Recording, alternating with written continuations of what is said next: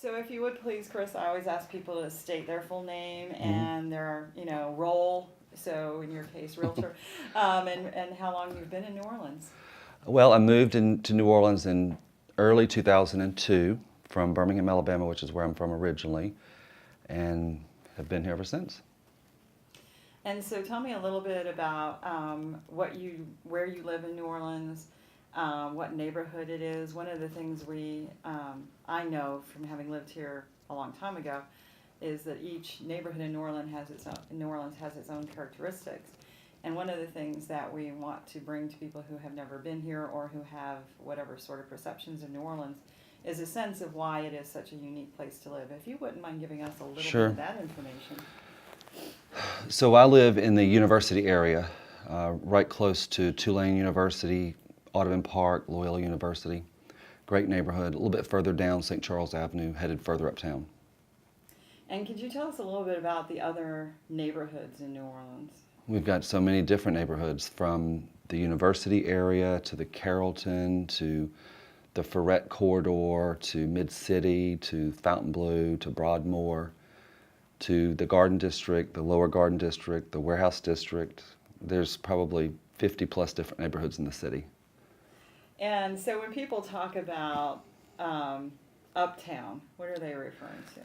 Generally, I think people, when they say uptown, they mean anything above Lee Circle or above the Warehouse District. But truthfully, uptown is delineated by the downtown side of Jackson Avenue to the uptown side of Jefferson Avenue, from Tchoupitoulas to about Claiborne. That's really what uptown means, but generally people mean anything above Lee Circle. Okay. And so you were here, you've seen these neighborhoods before Katrina, Right. and you lived here through Katrina. So if you wouldn't mind giving us a little bit of your personal story, what happened to you? What did you do when Wow. Katrina hit? So we left town on Friday, August the 25th, headed for what we thought was just a little weekend getaway. We had no idea that there was even a storm coming. And we headed to Vicksburg, Mississippi, to a sleepy little town for just a fun weekend, checking out old historical sites there. And it ended up that we weren't able to return until early October. So we were gone for a long weekend that lasted for, I guess, about 8 weeks. And did you have a house here? I did. I had a house that was about 5 blocks off of St. Charles Avenue on the lake side of St. Charles, and we had about 4 feet of water on the first floor. So we lost everything on the first floor. Mm-hmm. Everything. And so your perception of New Orleans right around Katrina and right after, you weren't able to get back into the city? I would say for probably about 4 or 5 weeks, they weren't really letting anyone into the city. They were letting people into the city that were only necessary, very specific people. You had to have a pass to get into the city. So just regular folks that had a home that lived here and were evacuated, you couldn't get in if you didn't have a pass. And then they started letting people return in early October, and we had a curfew that we had to be in off the streets, I believe it was by 6 p.m. And anyone that was on the street for any reason, you were going to go to jail. And then they extended the curfew to like 8 p.m., and then they extended it to 10 p.m., and the reason for that was because there was not enough police force here. So they were trying to keep everybody inside their homes as much as they could so they could limit the activity on the streets. So what were your thoughts then? I mean, you couldn't come back to your house, and when you were able to, you had limited access, not only your physical access to anything, but also, my understanding is, limited access to resources. This is very true. It was tough. It made you really question what you were doing with your time and whether you were making the right decision to come home and roll up your shirt sleeves and say, okay, I'm going to put this back together or not. And I think it was a real challenge for anybody to try to figure out what to do. And each person had to make their own decision whether it was for them to come back or not. And I love New Orleans, and I love the people that are here, and I love the city and all of the uniqueness that we have in this city. I think that's what makes us have such a great city to begin with. And I just felt like it was a good opportunity. I felt like it was a huge opportunity for all of us to work together to put it back together and make it be better.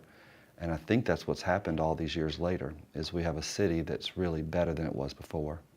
Can you describe some of that specifically? Because I think people have perceptions or misconceptions about New Orleans. You know, we heard a lot about why didn't people evacuate? Well, you know, why did people choose to go back and rebuild? And I think it would be really valuable to hear some specifics from you about what is it that's so unique and so interesting and draws people and wants them to stay and do something like that. I think a lot of folks didn't evacuate at that time because it was just like so many other storms in the past.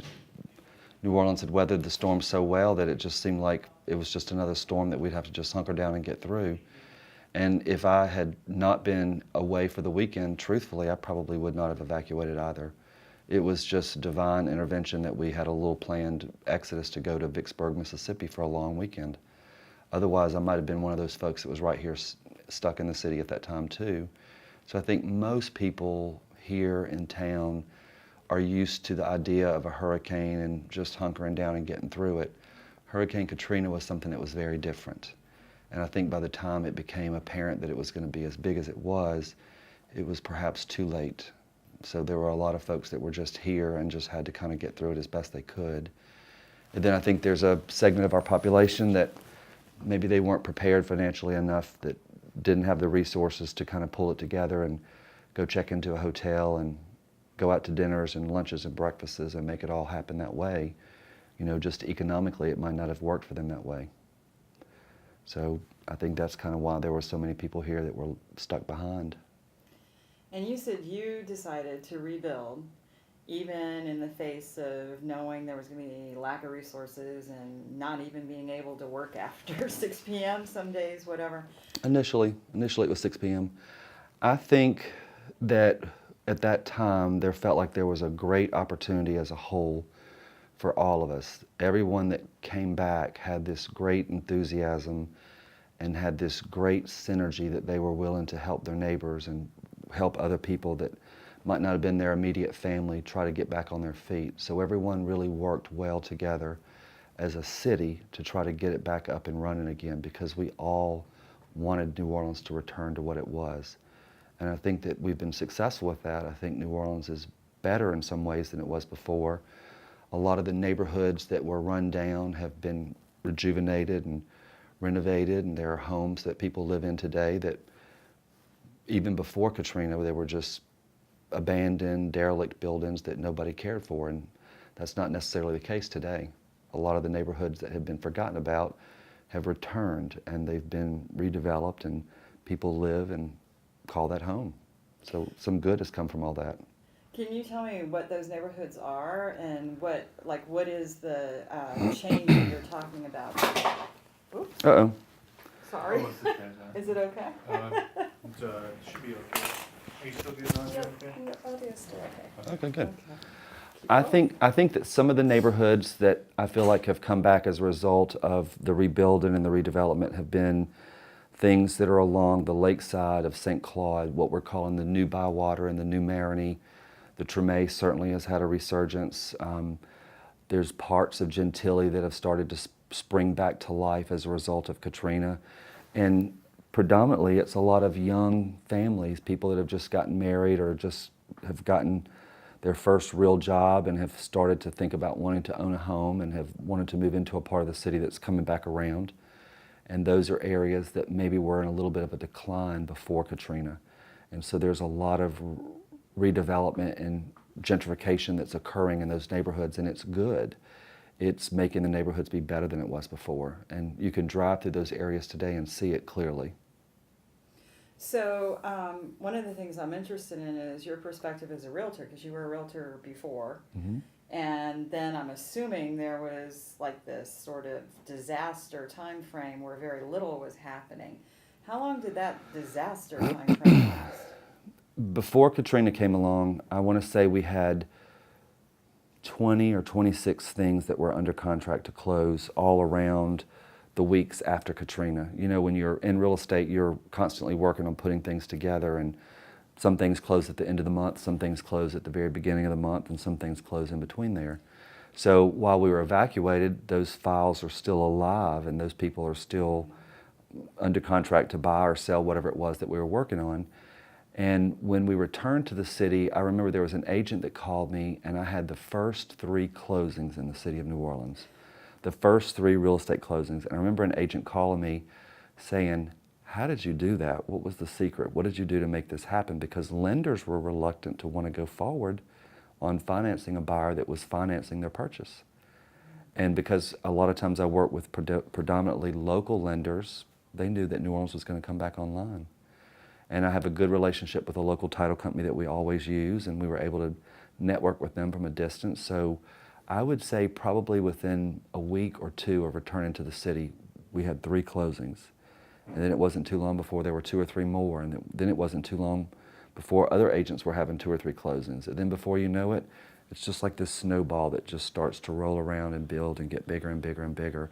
And as things start to take shape to seem more normal, like it was before, you just get in this rhythm where you just move along and you just keep going forward. And I think that's what our city has been doing ever since. How many closings a month would you say you have now? You said there was around 26 when Katrina hit. Is it about the same? Is it more?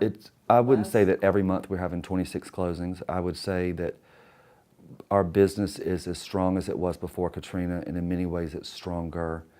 And in New Orleans, we have a lot of young people that are moving to New Orleans because of the opportunities that still exist today.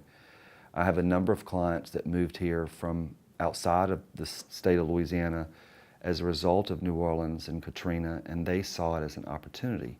Mm-hmm. I have a great client named Tom who was living somewhere in Arkansas, and he was a contractor, and he said he felt like this was his once in his lifetime opportunity to move to a city and have a real opportunity for himself to do something.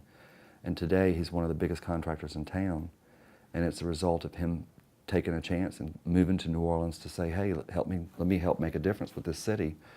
I had another client that lived in Memphis, Tennessee, and she was a nurse in a hospital there, and she just knew that she wanted to come and do something for New Orleans.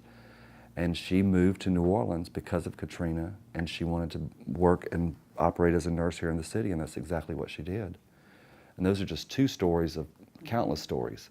So there are lots of folks that might not have been New Orleanians before Katrina, but are definitely New Orleanians now as a result of the storm. They've come here and said, hey, I want to contribute and help make this be a better city too. So they brought their talents and their skill sets here and have made an investment along with the rest of us to make it be a great city. So if, one of the questions I have on here, and it's one that I really like, if asked to summarize or point it out, what would you say characterizes, epitomizes, symbolizes New Orleans? What is drawing all these people here? I see the opportunity for initial contracting growth, and I'm sure the nursing and medical industry, had to be in some cases replaced because so many people were displaced. Correct. But what is it that's really drawing them here? Because there aren't that many jobs, from what we've heard. So the question is, what is it that's drawing the new people to the city? I think that New Orleans does have a lot of opportunity right now. We're creating this great medical corridor in Mid-City along Canal Street. The VA hospital, LSU Health Sciences is a huge teaching school here in the South and right here in New Orleans. We have at least 8 different universities in New Orleans, so there's always young people that come to the city to get their education, and they want to attend one of the universities here in New Orleans. So we have this constant stream of new students coming into the city, and it just kind of feeds on itself.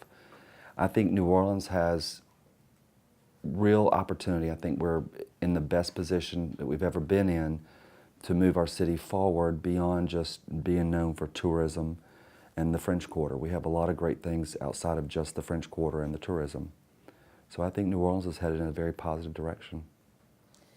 And then if you were to go through another Katrina, would you stay and rebuild again? I would hope it wouldn't be as bad as the storm that we went through already. And I think that I'm so committed and invested in my city that I think it would take something even bigger than that to shake me out. So I think the answer is probably I would stick it through. Awesome. Do you have relatives and family here too? No. Okay. Nope. Do you have them elsewhere? Were they freaking out when they? I had a brother that lived in Florida at the time, and I have a brother that lived in Atlanta at the time, and certainly they were concerned. And you know, we were able to connect with each other and talk about what was going on and keep each other informed on where I was and what was happening. And it wasn't too long before my brother from Atlanta came to visit and see for himself what things were like here, and just get through it. Just get through it. Okay. So let me just look at these questions one more time. Is there anything in particular that you would want people to know about New Orleans, especially from your perspective as a realtor, as somebody who's seeing the, you know, on the ground sort of change happening as things are rebuilt? I think I would want people to know that New Orleans is an amazing city, and I think that what makes New Orleans such an amazing city is the people.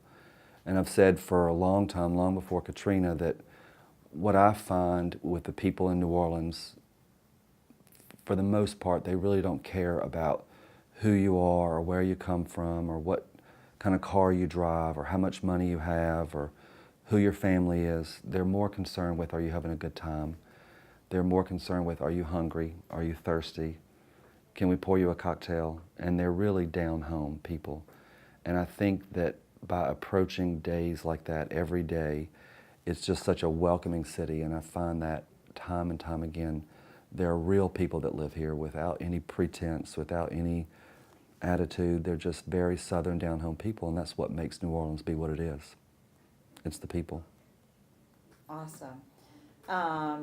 Is there anything you would say is an issue, or are there issues that you see in New Orleans now? Sure. I think we're known for the crime. I think we have our fair share of crime here in the city.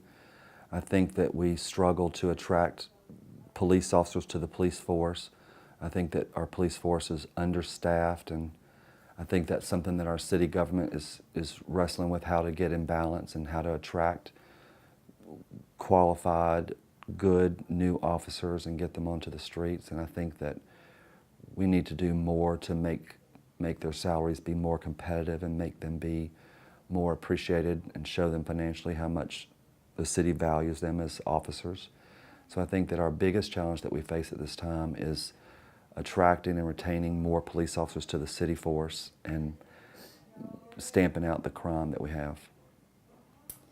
So, and this is more on a personal note for me. So I lived in Gentilly, Mm-hmm. and when we were looking at sort of real estate sales, I'm curious because I lived at 4766 Music Street. And I picked it because it was on, you know, close to the Gentilly Ridge. It wasn't on the high end, but it was close to the ridge. And there was an elementary school nearby, and, you know, it just had all the sort of neighborhood characteristics that I was looking for when I was starting my family 21 years ago. And I noticed that Gentilly Terrace, the area I was in, the housing prices aren't as high as some of the surrounding areas. Do you have any idea why? Is it because, I mean, what's going on there? I think that one of the first things people have to think about when they consider New Orleans real estate is that your first cost basis is the land value. So for any real estate transaction, the land value is the core value of any property. And the higher the land elevation, the closer you are to the river, the more valuable it's going to be. The closer you are to the river. The closer you are to the river, because the Mississippi River levee system is our 800-year levee system. It's never been breached. It's not like Lake Pontchartrain where we had the breaches. So anything that's on high land that's never flooded is going to automatically be more valuable. So the further away you move from the Mississippi River and that levee system and you get closer to the lake, it's going to change. Those land values are going to be a little bit lower, and you're going to see that in the overall pricing of the properties. So anything that's old and historical, such as the Lower Garden District or the Warehouse District or the French Quarter or the Marigny or the Bywater, those are areas that were originally built when the city was created 175 plus years ago. So it's older, it's more valuable, and it's also on higher land. And the further you get away from those areas, the more the value is going to dip down a little bit. Oh, okay. Well, that makes sense. It's interesting when you think about it like that. Yeah. It's very true. It's very true. Yeah, I remember I didn't have to have flood insurance. We bought it, but I didn't have to. My dad said, you're in New Orleans, you're buying flood insurance. Right. So it was like, that was a no-brainer for him.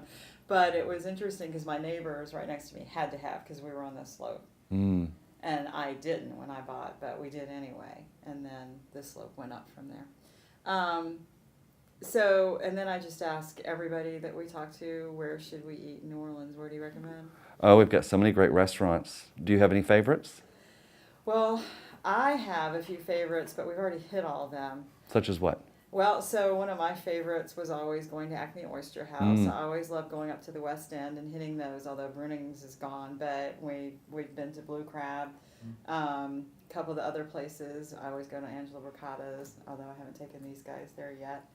I used to go to Mid-City, what was the name of that Mid-City restaurant? It was in Mid-City, and it was a burger joint. I want to say it was Mike's or something, but it wasn't here after Katrina either. Where do you recommend? I think that any neighborhood restaurant is going to be a great choice. One of my favorite restaurants in the city is Clancy's. Yep. And it's a great neighborhood restaurant. And then another good consideration would be the Upper Line, right off of Okay. Britannia and at Upper Line Street. It's another great neighborhood restaurant. We have so many wonderful restaurants. We really do. We're very fortunate.